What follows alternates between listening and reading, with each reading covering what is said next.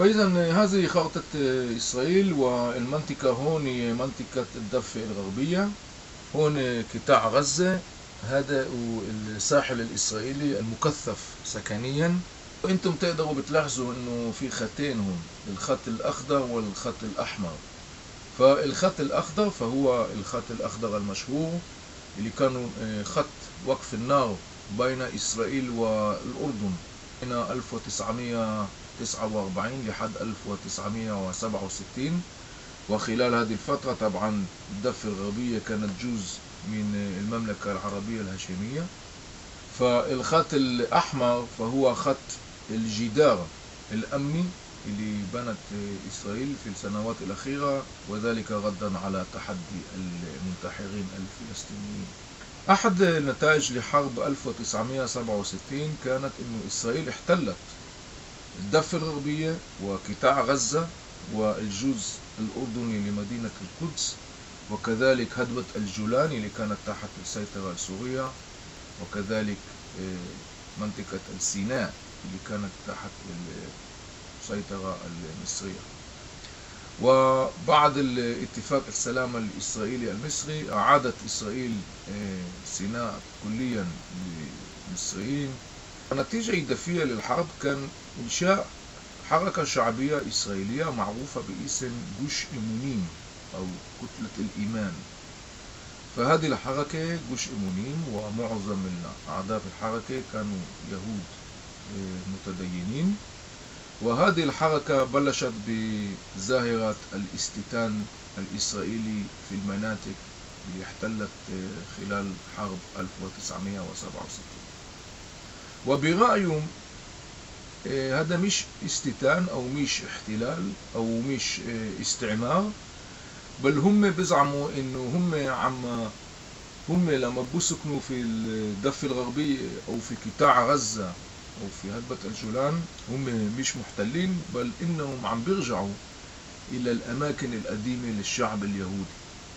وفعلا تاريخيا وأثريا هم محقون، لأنه قبل آلاف من السنوات وجود يهودي قديم في كل هذه المناطق، الأماكن القديمة اللي هي جزء لا يتجزأ من التراث والتاريخ اليهودي.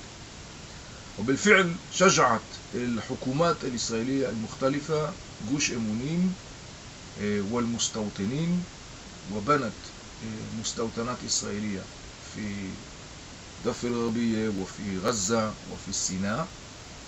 وكذلك هناك وجود للإسرائيليين في هضبة الجولان، وطبعا وجود للإسرائيليين اليوم حاليا في الجزء اللي كان سابقا الجزء الأردني لمدينة القدس. بعد اتفاق السلام الإسرائيلي والمصري من آخر السبعينات وبداية الثمانينات انسحبت إسرائيل كليا من منطقة سيناء ونزحت كل المستوطنات الإسرائيلية إذا كانت في سيناء.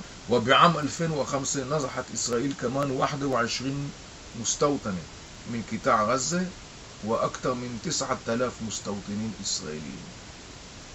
أما بالنسبة للإسرائيليين اللي عايشين في منطقة الجولان، القانون الإسرائيلي صار فعال في منطقة الجولان، وذلك بناء على القانون الرسمي من عام 1981.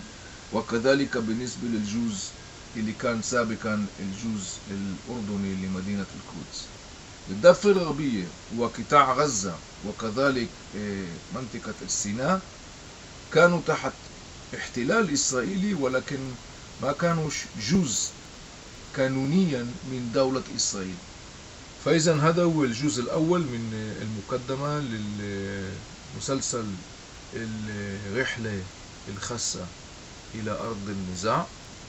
فراح أوسع الحديث عن موضوع الحياة اليومية للمستوطنين وللفلسطينيين، وذلك بالجزء الثاني للمقدمة.